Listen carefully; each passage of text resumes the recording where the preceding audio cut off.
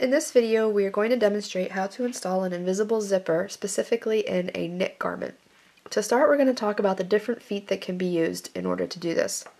I'm going to start with your standard zipper foot. This foot should come standard on even your most basic sewing machines. You attach it on either side, depending on which side you want your needle on, which side of the zipper you're doing. This foot then allows you to get nice and close to where the zipper teeth are. This is a narrow zipper foot. You can see if I hold these together, you can see how much more narrow this one is.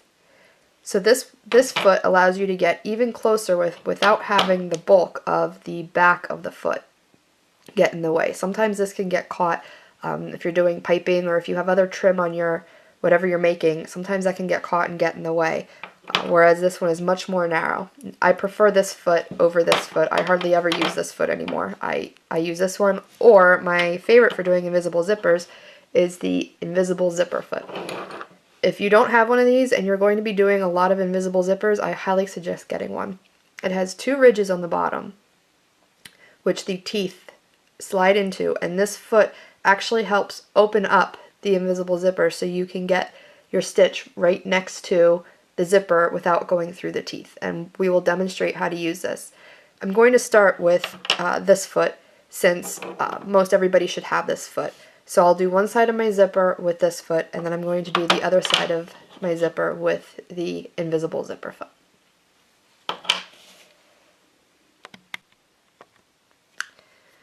Okay, so now I have my fabric and my zipper that I want to install in between my fabric. I have my two pieces laying right side up right now. As you know with knits, they're very stretchy. This is cotton lycra, so there's a lot of stretch to it. And one thing that gets tricky when putting a zipper in the cotton lycra is once you attach one side of the zipper, it is oftentimes very difficult to get the other side to match up to it. One way to help make that a little bit easier is to use some lightweight fusible interfacing on the wrong side. So I cut a strip about 3/4 of an inch wide of some very lightweight fusible interfacing. So one side is kind of rough, that's going to go on the fabric, and then I'm going to iron on top and it's going to fuse it to the fabric. And this doesn't have any stretch to it at all. So I'm going to turn these over and I'm going to fuse these strips along where my zipper is going to be, and that's going to give the fabric some stability, and it's going to make it a lot easier to line up when both sides of our zipper are installed and you're ready to close it. If they're not lined up, you're going to get a lot of shifting and wrinkles in your fabric, and if you have seams, they're not going to line up. So it's very important to put this stabilizer on to make it a little bit easier to keep things from stretching out while you're sewing. So I'm going to go fuse that, and then we'll be back to attach our zipper. Okay, so here is my fabric wrong sides up with my strips of fusible interfacing fused to the wrong side where my zipper is going to be attached. I also went ahead and made a small seam down here because typically you're going to have the bottom sewn already as part of your seam. And I like to have that seam sewn up first and then put my zipper in. So if this is the bottom, think of this as the back of a dress opening, and this is your skirt down here, and this is the back. So this part's already stitched. Your pattern may or may not have you putting it in like that, but this is how I like to do it. So now you need to take the zipper and open it up and turn these teeth out. When you turn them out, you can see a very distinct fold line right next to the zipper teeth. That is where you're going to be stitching. So I open it up and either finger press it open or take it to the iron on a low heat and iron it open, but just be sure not to have it too hot or to leave it on too long, or you will melt the zipper teeth and then your zipper will no longer work. So finger press these open the whole length, both sides of the zipper. Then I'm going to turn this right side up so that I can make sure I'm going to be putting the zipper in the right way, because sometimes it's easy to mix these up. So my zipper pull goes on the top, facing up. So this zipper tape goes to this fabric. So I'm going to flip it over and line up my edges. Now how you line this up is going to depend on your pattern as well. Typically you're going to have a finished edge up here that you can put right to the edge of your zipper, or sometimes maybe your pattern will call for you to put it a little bit lower and put an eye hook or something up here. That's going to depend on your pattern. So I'm going to line this up, and I'm going to line it up with the edge, my fabric with the edge of the zipper tape. Also, depending on your pattern and the seam allowance, you may or may not use the edge of the zipper tape. This particular zipper has a 3/8 inch tape. So since most patterns have a 3/8 inch seam allowance, you should be able to just line it up like that. If yours is 1/2 inch or 5/8 something different, you're going to have to take that into account, and you'll have a gap here on your fabric. So I'm going to line that up, and I'm going to pin it from the tape side, because when we sew this, our tape is going to be facing up. So you want to stick your pins in through the tape side. If you're doing a particularly long zipper, or if you have seams, if you have a horizontal seam in here that you want to match up, you might want to use Wonder Tape to hold your zipper in place. That'll ensure that it's not going to shift and move on you while you're sewing. Since this is just a short zipper and this is just for a demonstration, I'm not going to use Wonder Tape, but it makes it much easier. I almost always use Wonder Tape when I'm putting an invisible zipper in, especially in something knit that tends to stretch and move around a little bit more. So once that side is pinned up, I'm going to take this side and do the same thing, making sure to turn my zipper back the way it's supposed to go so I have my tape going the right way. And then put it down.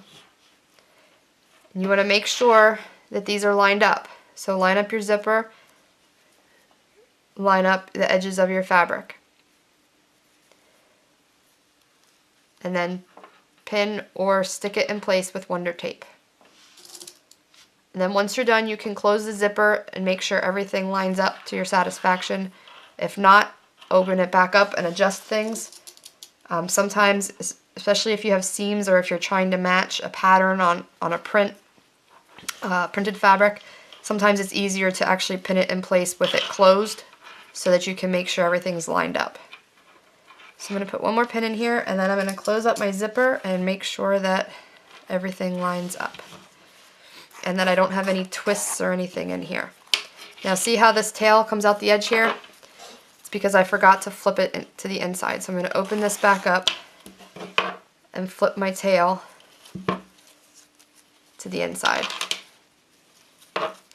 being sure not to twist the zipper like I just did. Now when you pull it back up, you'll have a little bit of a hole here at the bottom. Pull it up through there. Everything lines up. I have the zipper the right way, and you can see it transitions smoothly to where my sewn seam is here. So now I'm going to take this to the machine and stitch it.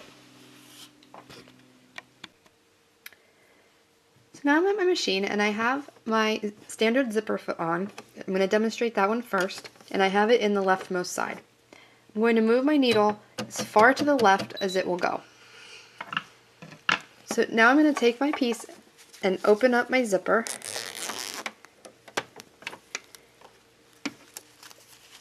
And when you get down to the bottom here, I'm going to pull my zipper down through here so that this pull is not in my way. So I'm going to fold this up and pull it down a little bit further so the pull isn't in the way of stitching down here.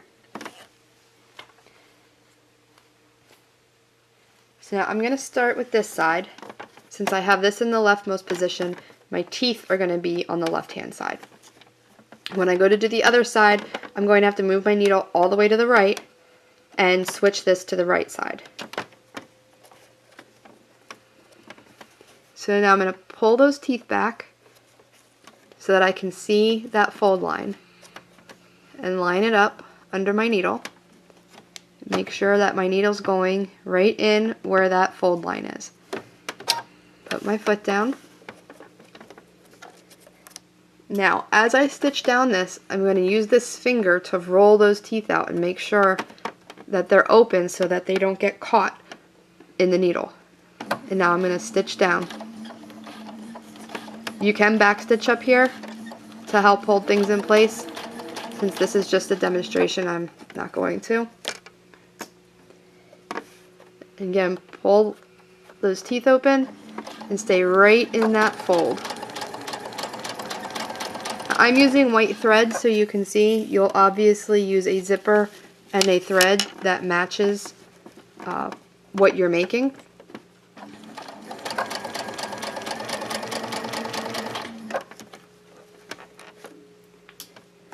I'm going to come all the way down here until I get to where my stitching starts for that lower seam. Making sure to pull those teeth open. When I get down there, I will backstitch and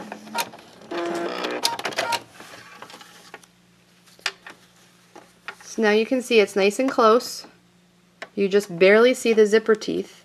So when the pull is pulled up,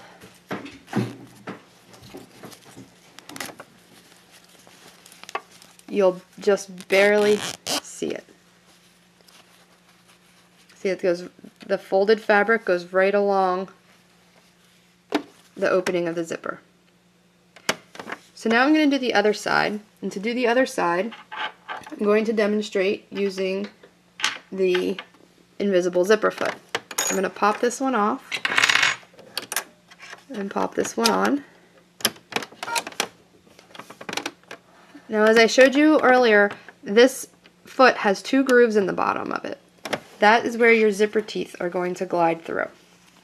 So I'm going to open my zipper back up, and again I'm going to push the pull down through the hole so that it's out of the way.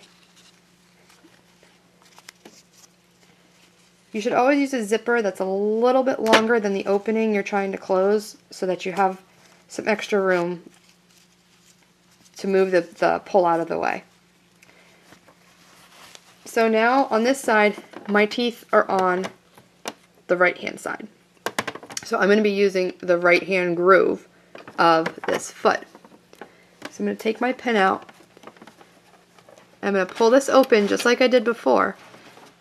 But when I put my foot down, I want to make sure that it's in that groove, and I want to reset my needle back to the center position for this. So now you can see the zipper teeth go right in that groove, and that groove is actually going to help open up that zipper as it's stitching so that the teeth stay out of the way of the needle and you get right in that groove.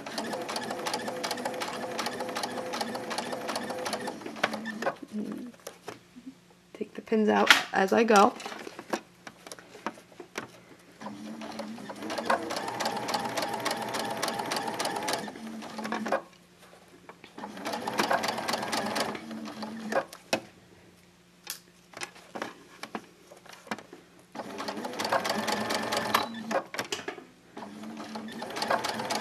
And again, I'm going to go down as far as I can to where the stitching starts for the bottom seam.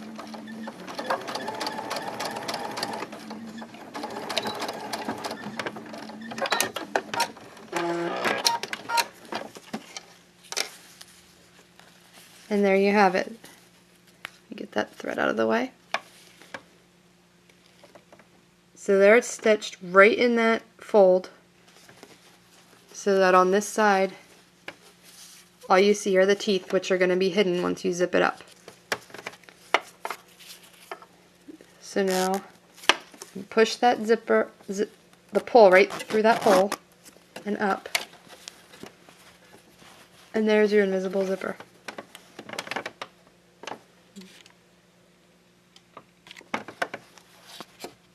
You don't even see it, and it blends right in with that lower seam. Now on the back, before you trim your zipper, you take a needle and thread and hand stitch around the coils of the zipper so that your pull doesn't come down too far. I always hand stitch around it maybe 4 or 5 times and then trim my zipper a little bit lower than that, and then your pull won't ever come off. And for the top here, to finish that off, I fold the tape down into the seam allowance and then over.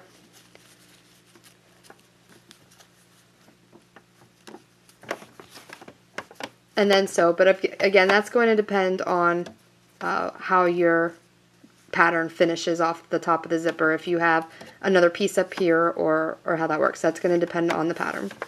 So there you have it, the invisible zipper. If you have any questions or any problems, just give us a shout out on the 5 out of 4 Facebook page. Thanks.